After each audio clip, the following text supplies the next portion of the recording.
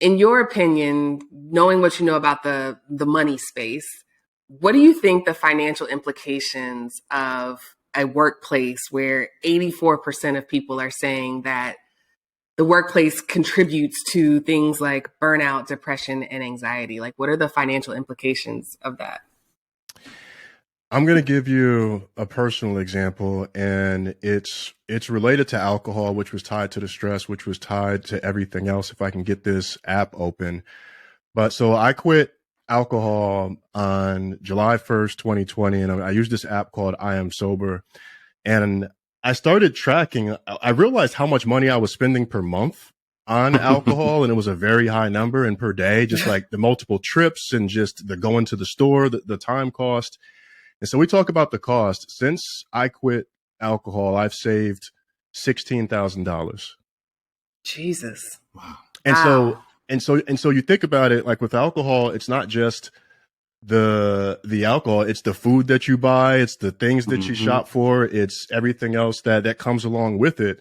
And then I even kept track of the amount of time that I've saved too. And I saved something crazy like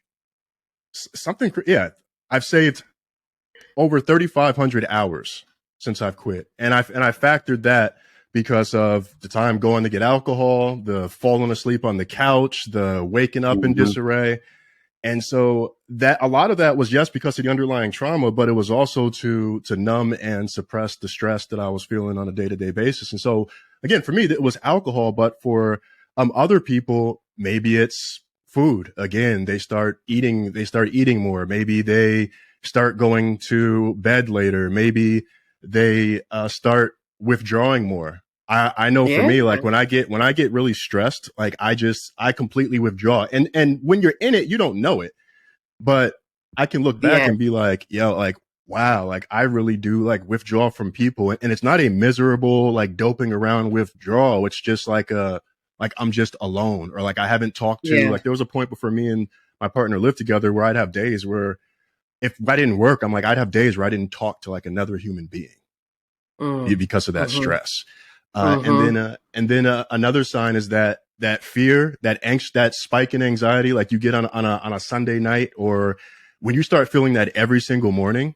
At that point, it's probably too late, and where people probably need to start like way before that, like at the first feeling, but also even beyond that, people often don't help their situations because they let their careers happen to them, and they don't feel that they're in control, and they don't feel comfortable putting boundaries in place, which is something that I was very clear about when I came back from leave. They don't put boundaries in place because they fear how that's going to make them look. So a lot of times, like we feel something, we know that something is off, but we power through it, not because of an internal reason, but because of external reasons.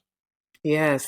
And the marketing that surrounds so many things kind of positions whatever the thing is, whether it's alcohol, clothes, shoes, self-care, whatever it is, it positions it as the solution.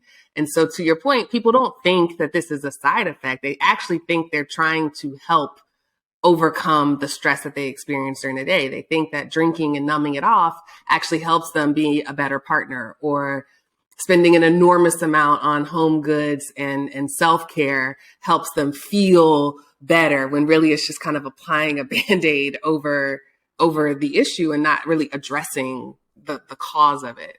Yes. Yeah. And there's even an impact. It can even impact your relationship, where if, let's say, your work experience, you're feeling so invalidated, and you've got to search for that somewhere, right? Exactly. And you've got to, and now you're looking to a partner to do something that I'm not saying that they shouldn't, because should is a dangerous word, but now you're looking to a partner for something that you should be addressing yourself. Correct. And go ahead. Sorry, I didn't mean to cut you off. But it goes the other way too. If you're pretending to be someone else at work, you start to normalize pretending to be someone else. And that can lead to, spill into your relationship as well, where it's just like, man, when people separate and they're like, I don't even know who you are anymore. It's like, well, nobody really does, because they've been pretending the whole time. We hope you enjoyed this episode of Cashing Out the Podcast. To see more videos like this, subscribe to our YouTube channel and be sure to turn on your notifications. To get your copy of Cashing Out the Book, visit Amazon.com, Barnes & Noble, your local bookstore, or download the audiobook on Audible.